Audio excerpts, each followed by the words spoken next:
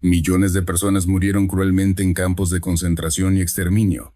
Fueron obligadas a realizar trabajos inhumanos, a soportar hambre, frío y violencia constante. No por lo que hicieron, sino por lo que eran. Pero, ¿por qué sucedió todo esto? ¿Por qué Adolf Hitler ordenó el exterminio de millones de judíos? Nada de esto fue un accidente. Nada ocurrió de la noche a la mañana. Detrás de esa violencia hubo odio, ideología y poder. Una historia de mentiras repetidas, prejuicios antiguos, y un régimen que convirtió el fanatismo en política de Estado. Todo esto, y mucho más, a continuación. Adolf Hitler no empezó a odiar a los judíos cuando llegó al poder. Ese odio estuvo presente durante toda su vida y quedó reflejado en sus discursos. Equality to a people who were never meant to be equal, a people who have always existed as a nation within nations, pursuing their own interests while wearing the mask of citizenship. This transformation did not happen overnight. It crept forward gradually, first one concession, then another, still until a people who had been recognized as entirely foreign just 100 years before had obtained every right belonging to native Germans. Desde mucho antes de la Segunda Guerra Mundial, Hitler ya había señalado a los judíos como el enemigo, no como un adversario político, sino como una amenaza que, según él, debía ser eliminada. Pero este odio no surgió de la nada. No fue un impulso repentino ni una idea aislada. Fue una construcción lenta, alimentada por prejuicios antiguos, derrotas nacionales, mentiras repetidas y ambiciones personales. Para entender cómo ese odio terminó provocando el Holocausto, primero hay que entender el contexto. Hay que mirar el pasado. La Segunda Guerra Mundial no comenzó con una sola bala. No empezó en un campo de batalla. Comenzó mucho antes, con ideas que se repitieron durante años, con resentimientos que nunca sanaron, y con una derrota que Alemania jamás aceptó del todo. En 1939, el mundo volvió a arder. Europa se convirtió en el epicentro del conflicto más devastador de la historia. Ciudades enteras fueron reducidas a escombros. Millones de personas murieron. Y el nombre de un solo hombre quedó marcado para siempre: Adolf Hitler. Pero para entender cómo el mundo llegó a ese punto, hay que retroceder hasta 1918. Alemania acababa de perder la Primera Guerra Mundial. Había sido derrotada, humillada y obligada a firmar el Tratado de Versalles, un acuerdo que le arrebató territorios, limitó su ejército y la condenó a pagar una deuda imposible. El resultado fue devastador. La economía colapsó, la inflación se salió de control. El desempleo creció como nunca, el hambre y la desesperación se apoderaron de la población. En medio de ese caos apareció un supuesto salvador, Adolf Hitler, un exsoldado austríaco lleno de frustración y resentimiento. Su discurso era simple, pero poderoso. Prometía devolverle la dignidad a Alemania. Prometía orden. Prometía castigar a los culpables. Y Alemania, herida y desesperada, empezó a escucharlo. En 1933, Hitler llega al poder y se convierte en canciller. En poco tiempo elimina toda oposición política y se proclama Führer, líder absoluto del país. A partir de ese momento, Alemania deja de ser una república y se convierte en una dictadura. 6 años después, en 1939, Hitler invade Polonia. Ese solo acto provoca que Francia y el Reino Unido declaren la guerra a Alemania. La Segunda Guerra Mundial había comenzado. En pocos años, el ejército nazi avanza de forma imparable. Francia cae. Bélgica y los Países Bajos son ocupados.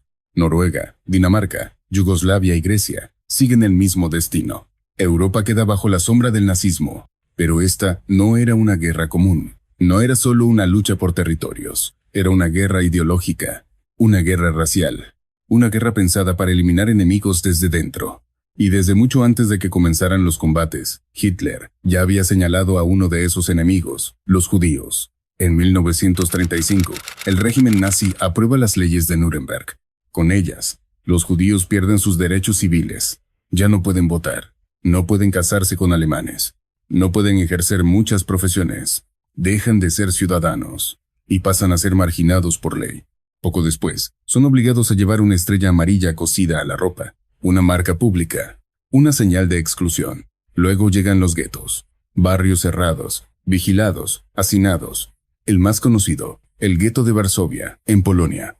Miles de personas encerradas en espacios diminutos, sin comida suficiente, sin medicinas, rodeadas de muros y soldados armados. Y finalmente, los campos de concentración y exterminio, Auschwitz, Treblinka, Sobibor, Dachau, Bergen-Belsen, lugares diseñados no para encerrar, sino para destruir. Hombres, mujeres, ancianos y niños asesinados de forma sistemática. Más de 6 millones de judíos murieron durante el Holocausto. En este video, te voy a mostrar la razón por la cual Hitler odiaba tanto a los judíos. Pero para entenderla, tenemos que ir mucho más atrás. Tenemos que entender quiénes eran los judíos en Europa y por qué durante siglos fueron vistos como un enemigo. El pueblo judío llevaba siglos viviendo en Europa, incluso antes de que existiera Alemania como nación moderna. No eran extranjeros recientes. Vivían en ciudades grandes y pequeñas, hablaban los idiomas locales y, en muchos casos, se sentían parte de los países donde habían nacido. Sin embargo, rara vez fueron tratados como iguales. A lo largo de los siglos, fueron empujados a los márgenes de la sociedad.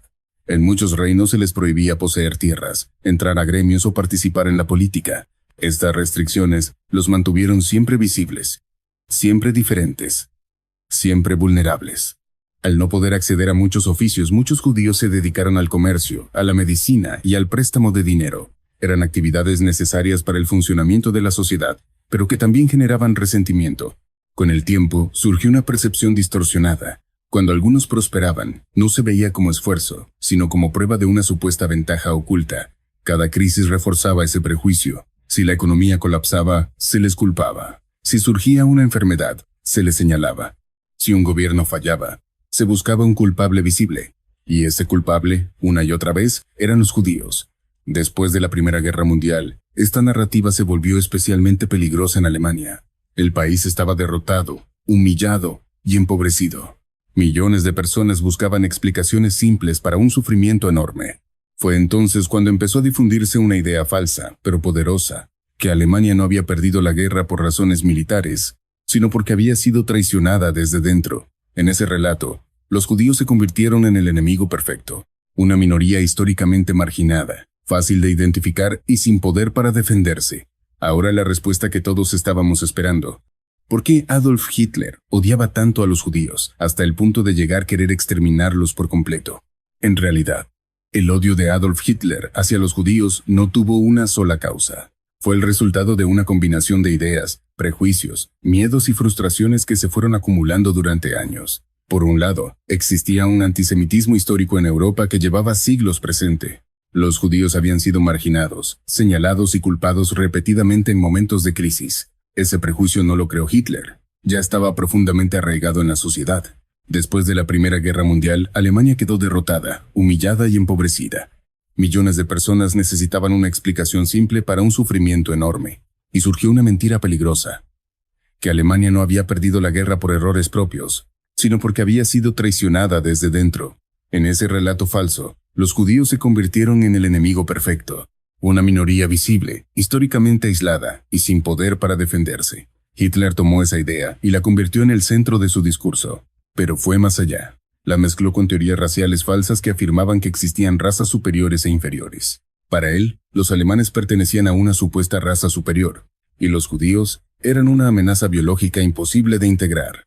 No le importaba si un judío era pobre o rico, si era religioso o no, si amaba Alemania o la criticaba.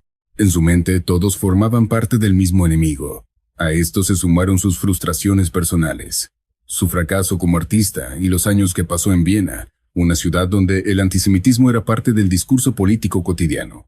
Allí absorbió ideas conspirativas que culpaban a los judíos de la decadencia cultural, económica y moral. También veía en ellos todo lo que odiaba de la modernidad: el pensamiento crítico, el arte moderno, el liberalismo, el socialismo. Todo cambio que le resultaba amenazante lo asociaba con los judíos. Además, el odio tenía una utilidad política. Señalar a un enemigo común ayudaba a unir a la población, desviar la atención de los problemas reales y justificar la represión. Cuando Hitler llegó al poder, ese odio dejó de ser un discurso y se convirtió en ideología, propaganda y política de Estado. Las mentiras se repitieron tantas veces que parecieron verdades. Los judíos fueron deshumanizados hasta dejar de ser vistos como personas. Y cuando una sociedad acepta que un grupo ya no es humano, la violencia deja de parecer un crimen y empieza a verse como una solución. Así, el odio de Hitler hacia los judíos no fue un arrebato ni una sola causa. Fue una construcción lenta, ideológica y estratégica, que terminó provocando uno de los mayores sufrimientos de la historia de la humanidad. Conclusión. El odio de Adolf Hitler hacia los judíos no tuvo una sola causa. Fue el resultado de prejuicios históricos, la derrota y humillación de Alemania, ideas raciales falsas y la necesidad de encontrar un enemigo común.